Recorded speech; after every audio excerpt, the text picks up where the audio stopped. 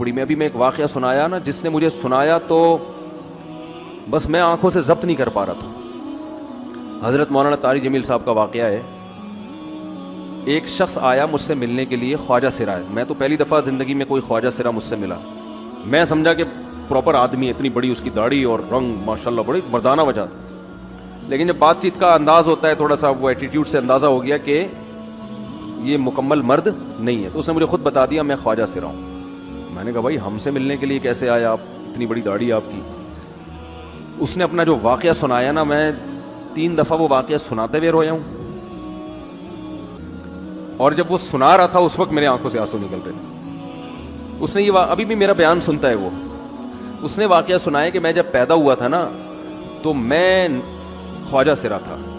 گھر میں ایسا بچہ پیدا ہو جائے والدین کی طرف سے عزت نہیں ملتی. جب 10-12 سال کا ہوا تو نہ بھائی مجھے عزت دے رہا ہے اور نہ میرا والد مجھے عزت دے رہا ہے.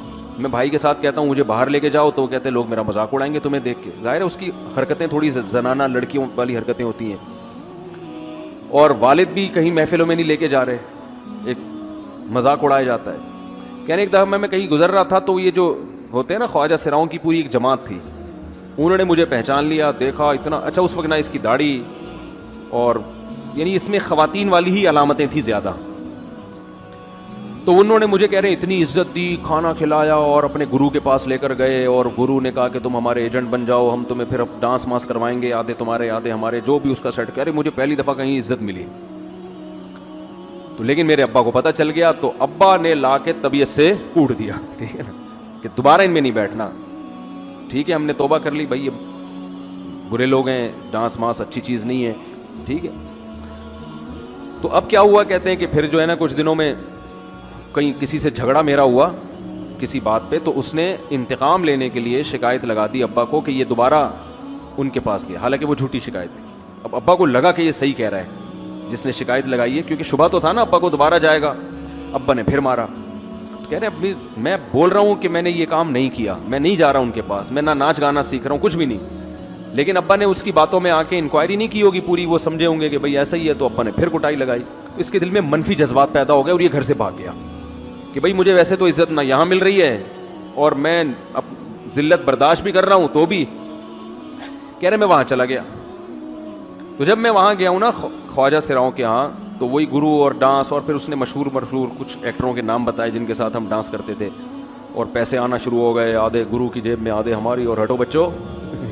لیکن ظاہر ہے یہ کوئی عزت دار راستہ تو نہیں ہے نا.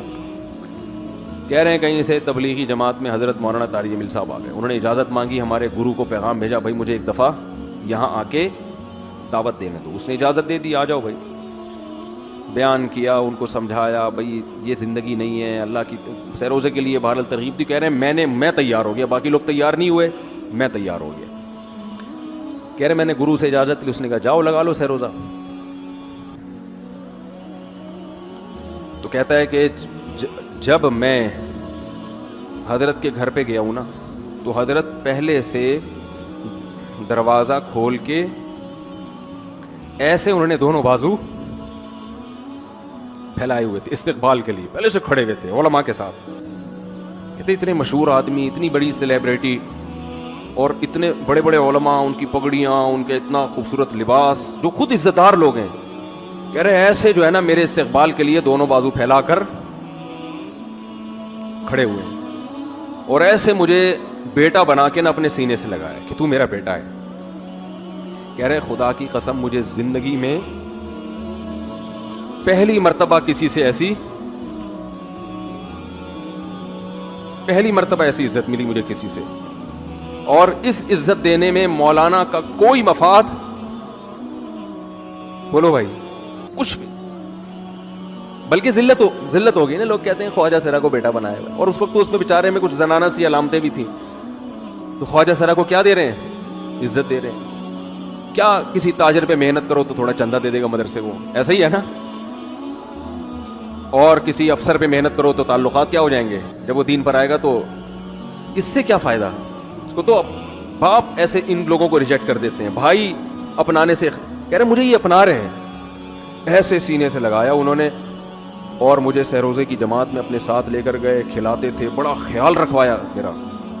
کہہ رہے اس کے بعد پھر میں نے گرو سے اجازت لی. وہ گرو چھوڑتے تھوڑی, ان کو پیسے ویسے دیے, جان چھڑائی نا, وہ بھی غلامی کی طرح نکلنا پڑتا ہے. پیسے دیے پتہ نہیں کتنے لاکھ یا کتنے ہزار روپے. وہاں سے پھر نکل کے 4 مہینے اس میں بھی خیال کیا.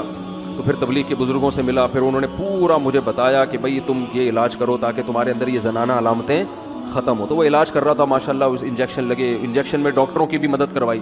یہ ایسی این جی او ہے میرے بھائی جس کو کوئی بھی این جی او نہیں کہتا, نہ ان کے کوئی اشتہار آ رہے ہیں. کتنے لاکھوں لوگوں کو اس طرح سے یہ لے کر بھی آئے اور ان کے مسائل بھی حل کیے, مگر نہ کوئی ویڈیو بن رہی ہے, نہ کوئی اشتہار آ رہا ہے. یہ تو اس نے خود مجھے بتا دیا نا, اور اس نے کہا ایسے سینکڑوں لوگوں کے ساتھ ہوا ہے.